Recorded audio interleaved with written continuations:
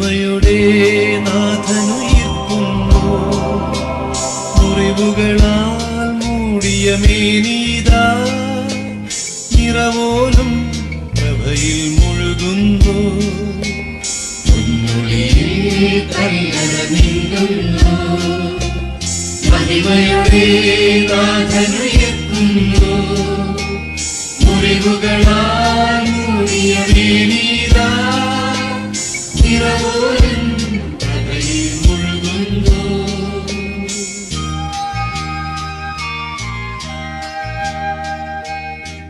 മിശിഹായിൽ അനുഗ്രഹീതരായവരെ, ഉദ്ധിതനായ ഈശോ നിങ്ങളെ ഓരോരുത്തരെയും സമർത്ഥമായിട്ട് അനുഗ്രഹിക്കട്ടെ എന്ന് പ്രാർത്ഥിക്കുകയാണ്. ഉത്ഥാന തിരുനാളിന്റെ മംഗളങ്ങൾ ഏവർക്കും ഏറ്റവും സ്നേഹത്തോടെ ആശംസിക്കുന്നു. പ്രിയപ്പെട്ട ദൈവമക്കളെ, ക്രൈസ്തവ വിശ്വാസത്തിന്റെ ആണിക്കല്ലാണ് ഈശോയുടെ ഉത്ഥാനം എന്നാണ് പറയുക. കാരണം പ്രവചനങ്ങളുടെ പൂർത്തീകരണമായിട്ടാണ് ഈശോനാഥൻ ഉയർത്തെഴുന്നേറ്റത്.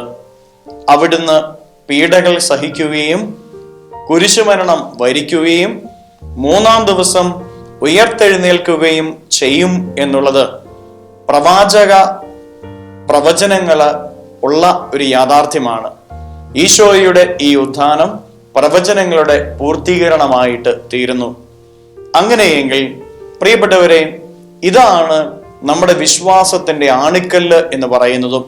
പ്രവചനങ്ങളുടെ പൂർത്തീകരണമായി ഈശോനാഥൻ ഉയർത്തെഴുന്നേറ്റുവെങ്കിൽ നമ്മൾ ഓരോരുത്തരും മനസ്സിലാക്കേണ്ട ഒരു ജീവിത യാഥാർത്ഥ്യം, കർത്താവ് ഈശോ മിശിഹ അരുൾ ചെയ്ത സകലതും പൂർത്തീകരിക്കപ്പെടും എന്നുള്ളതാണ്. പ്രിയപ്പെട്ട ദൈവമക്കളെ, ഈശോ തന്നെ പറയുന്നുണ്ട് താൻ മരിക്കുമെന്നും എന്നാൽ 3-ാം ദിനം ഉയർത്തെഴുന്നേൽക്കുമെന്നും. ഈശോ ഉയർത്തെഴുന്നേറ്റു. അങ്ങനെയെങ്കിൽ നമ്മൾ മനസ്സിലാക്കണം, നമുക്ക് ഈശോ നൽകിയ വാഗ്ദാനങ്ങളെല്ലാം അവിടുന്ന് പൂർത്തിയാക്കുമെന്നും നമ്മുടെ ജീവിതത്തെ അനുഗ്രഹിക്കുമെന്നും ജീവിതത്തിലേക്ക് വലിയ സൗഭാഗ്യങ്ങൾ നൽകുമെന്നും ജീവിതത്തിൽ അവിടുന്ന് എപ്പോഴും നമ്മുടെ കൂടെ ഉണ്ടായിരിക്കുമെന്നും നമ്മെ കൈവിടുകയില്ല എന്നുമൊക്കെയുള്ള അവിടുത്തെ വാഗ്ദാനങ്ങൾ തീർച്ചയായിട്ടും പൂർത്തീകരിക്കപ്പെടും. ഈ ഒരു വിശ്വാസം നമ്മുടെ ജീവിതത്തിന്റെ ആണിക്കല്ലായി തീരട്ടെ. അവിടുന്ന് പ്രവചനങ്ങളുടെ പൂർത്തീകരണമായി ഉയർത്തെഴുന്നേറ്റുവെങ്കിൽ എനിക്ക് അവിടുന്ന് വാഗ്ദാനം ചെയ്തതെല്ലാം അവിടുന്ന് നിറവേറ്റി തരും. അതുപോലെ തന്നെ പ്രിയപ്പെട്ടവരെ, രണ്ടാമതായി ഈ ഉത്ഥാന തിരുനാൾ നമുക്ക് നൽകുന്ന സന്ദേശം ഈശോ ഇന്നും ജീവിക്കുന്നു എന്നുള്ളതാണ്.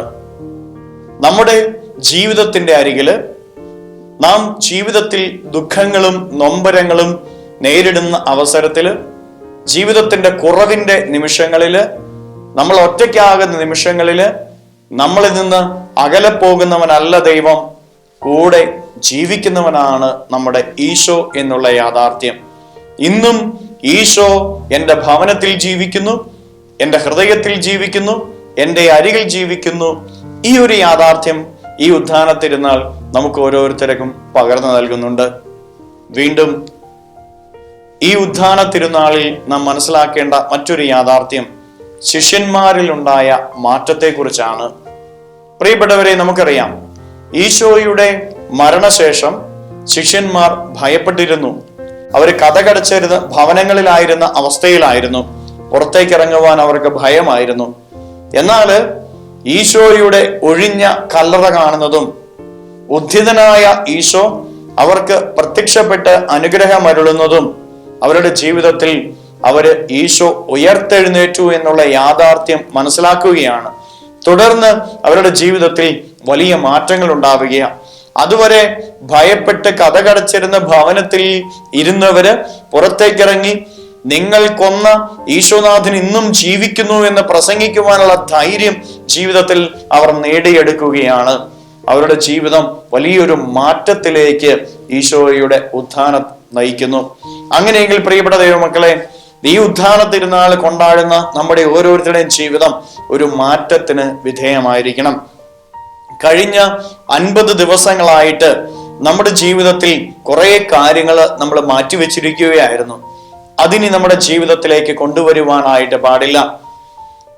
പഴയ ജീവിത രീതികളിലേക്കും ശൈലികളിലേക്കും ഇറങ്ങിത്തിരിക്കുന്ന ശിഷ്യന്മാര്, അല്ലെങ്കിൽ അതിനുവേണ്ടി പരിശ്രമിക്കുന്ന ശിഷ്യന്മാര് ഈശോ ഉദ്ധാനം ചെയ്തു എന്ന് മനസ്സിലാക്കി കഴിഞ്ഞു കഴിഞ്ഞപ്പോൾ പഴയ വഴികളിലേക്ക് അവർ ഇറങ്ങിത്തിരിക്കുന്നില്ല. ഇതുപോലെ ആയിരിക്കണം നമ്മുടെ ഓരോരുത്തരുടെയും ജീവിതം.